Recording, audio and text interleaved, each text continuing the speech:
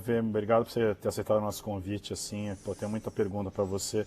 A coisa, eu sempre ouvi, assim, de quem trabalha com esporte, principalmente em TV, que é o trabalho mais difícil, porque é meio inexplicável, é o de narração, né?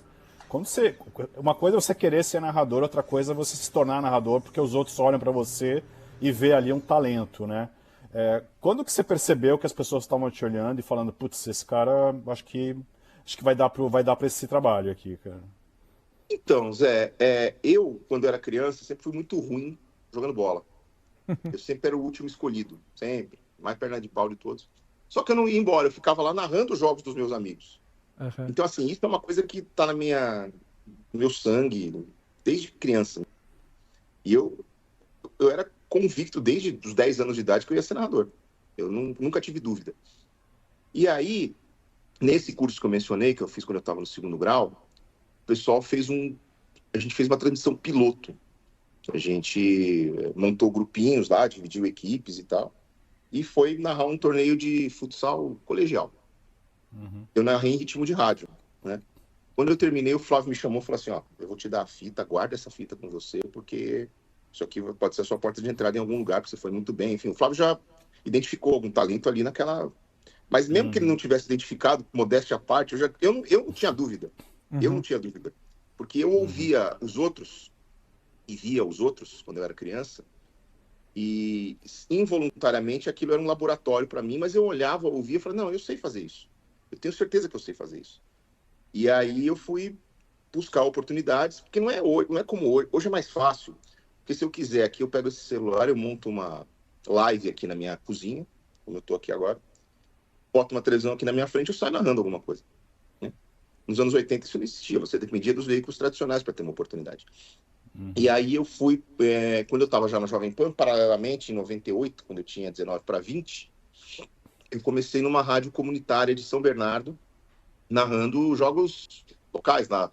Dois times da cidade estavam na quarta divisão do Campeonato Paulista, tinha o time de vôlei da Uniban, que jogava Superliga, era um time muito forte, tinha a Fernanda Venturino como levantadora e tal, e jogos regionais, né, handball, atletismo, um pouco de tudo. E foi ali que eu comecei no rádio a ter umas oportunidades e tal, mas sem ser remunerado. Mas, e aí, quando eu fui para televisão, eu falei, cara, eu acho que eu consigo, vamos ver, eu tenho esse mês aqui na TV Cultura, se não der certo, eu pego essas fitas desses 7 jogos e saio batendo nas portas aí em busca de oportunidades. Acabou, esses 7 jogos viraram um contrato de 1 ano, e aí depois veio a oportunidade na ESPN, mas eu acho que, sim, eu tenho convicção desde criança que eu ia ser narrador, então, assim, iam ter que fazer muita força para me convencer do contrário. Ô Zé, sabe que eu acho que você teve essa experiência que eu tive também, acho que o Dan já teve também. Eu uma vez aqui, na época do Deva, né, do Deva Pascovitch, do Mário Marra aqui na CBN, eles me convidaram para ir ver um jogo do São Paulo na cabine. Sim. E eu nunca tinha ido, né? Eu assim como todos nós, cansei de ouvir jogo no rádio, até hoje ouço quando tô no carro, mas antigamente, como o EV falou, a gente ouvia jogo pelo rádio, né? E eu fui na cabine e eu não tinha ideia do quão difícil é ser... Eu não tinha a menor ideia. Foram as coisas mais estressantes da minha vida, porque me dava uma aflição. É um trabalho que a gente não tem ideia o quão difícil é, porque os caras estão longe, a bola não para, é um monte de letrinha, um monte de coisa acontecendo. E o cara tem que passar o que tá acontecendo no jogo para quem não tá vendo, né? E isso, cara, isso me chamou muita atenção. Aí a minha pergunta é o seguinte, você... A primeira vez que eu te conheci, você estava narrando futebol americano, né? Que é um esporte que agora tá na moda um pouco mais, mas quando você começou, só 10 pessoas viam aquilo, né? Tudo mato. Tudo mato. E ontem, por exemplo, eu vi você estava narrando o jogo dos Bills contra os Dolphins. Então, quanto tempo você demora para, primeiro, se preparar para narrar um esporte que você não conhece? Quanto tempo você precisa estudar para ficar hábil para ser narrador daquilo? 2, agora que você já sabe narrar aquilo, um jogo como ontem, quanto tempo precisa de preparação, de nome, de estratégia, de informação para você ir pro ar para um jogo? Então, depende muito da modalidade. O futebol americano eu já acompanhava, quando me avisaram que eu ia narrar, eu já tinha noção do mínimo das regras, mas obviamente eu fui me aprofundar. Só que teve alguns esportes que eu comecei do zero, que eu não sabia nada, e aí eu fui atrás. Por exemplo, beisebol. Me avisaram em dezembro que eu ia narrar a temporada que começava em março. Não, me avisaram em outubro. Aí eu fui assistir a reta final da temporada, que estava terminando em outubro, e ia recomeçar em março, que era quando eu ia assumir. E os narradores não explicavam o básico das regras. Eles falavam para os já iniciados. Então, os iniciantes como eu quebravam a cara. E falei, cara, como é que eu não estou entendendo por que tal coisa é desse jeito e não é desse jeito. Aí eu fui atrás de um jogo de videogame. Tinha o MLB 2006, que era um jogo de PlayStation. Eu comecei a jogar alucinadamente. E jogando eu comecei a entender o que eu não conseguia entender nas transmissões de televisão. E aí eu pensava, falei, não, peraí, eu vou falar, fatalmente vai ter gente passando pela minha transmissão em março que nunca viu o esporte. E se ela não entender, ela vai bater na parede e vai desistir. Eu vou ser mais didático. E eu não tenho vergonha nenhuma, não tive nenhum pudor em ser didático, mas tentar equilibrar entre falar para o iniciante e falar para o já iniciado.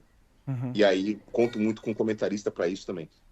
Ciclismo foi um outro curioso, porque eu estava no meio da Copa de 2006, a Copa da Alemanha, mas eu estava aqui no Brasil, na retaguarda, fazia alguns jogos daqui, apresentava alguns programas e tal. Aí no meio da primeira fase da Copa, meu chefe me chama e fala, vem cá, daqui 10 dias começa o Tour de France, e nós vamos transmitir, é você nessa. 10 dias? Falei, daqui 10 dias. Caraca. Aí eu falei, santo Deus, e agora? Aí, o que eu fiz? A internet não tinha esse vasto material à disposição que existe hoje. Nós estamos falando de 2006, quase 20 anos atrás, né? O que existia de comunidade, de rede social na época era o falecido Orkut, que Deus o tenha. Nossa, Orkut. Eu tinha muita comunidade lá, Então, eu procurei. Tinha aquela comunidade, como é que é? Eu quero Yakult de 2 litros. Comunidade bizarra. Odeio ir ao banheiro fora de casa, coisas do tipo. Eu fui procurar uma comunidade de ciclismo em português, me apresentei, falei, gente, aqui sou narrador da ESPN, vou narrar o Tour de France daqui 10 dias, mas não tenho muita informação. Se vocês puderem me ajudar, eu agradeço. Muita gente mandou dicas e toques, e escreveu textões, e compartilhou links e tal. E eu tenho um amigo, que vocês conhecem, é um jornalista, é o Bruno Vicari da ESPN. Sim. Ele tinha sido meu estagiário na Jovem Pan. E ele sempre foi fanático por ciclismo. Aí eu liguei para ele e falei, cara, vamos almoçar? Vamos. Aí eu cheguei lá no restaurante com um caderno. Falei, faz de conta que eu sou uma criança de 6 anos, explica ciclismo para mim. E aí foi o tempo que eu tive, e o contato com o comentarista também, que era um especialista, para começar as transmissões de ciclismo. E deu certo, mas assim, nesses primeiros dias de ciclismo, as pessoas entravam em contato com a gente por e-mail. Aí um dia me mandou um e-mail o Petit da DPZ, né, do Alípio Petit Zaragoza. O Petit era fanático por ciclismo, porque ele era catalão, se eu não me engano. Ele falou, cara, eu tô baixando o áudio das transmissões da TV Sank da França, prefiro ver com vocês e tal. Eu falei, puxa, graças a Deus que deu certo. Agora, respondendo a pergunta de quanto tempo de preparação, para o futebol americano são 5, 6 horas, porque é um jogo que para muito. É um jogo de 60 minutos, só que ele leva 3 horas para passar. Sim. Porque o relógio para. E são 4, 5 segundos de ação e depois uns 40 segundos de nada até o próximo lance. Você precisa preencher esse espaço com informação. E são 53 jogadores de cada lado, então dá muito trabalho, assim, são bons 2, 3 dias. Futebol americano e beisebol, né, é dificílimo porque também tem 7.412 regras, né? Até para quem vê todo dia acontece um lance que você fala, pô, mas isso aqui não pode, assim, você nem...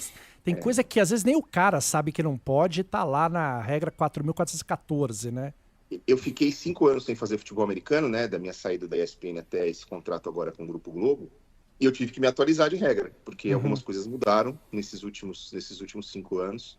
Óbvio, ainda bem que eu não tive que aprender tudo, né? A maior parte do que eu já sabia continua lá, mas algumas coisas mudaram, então foi uma atualização que eu tive que fazer também, porque realmente é muito detalhezinho, tem muita nuance.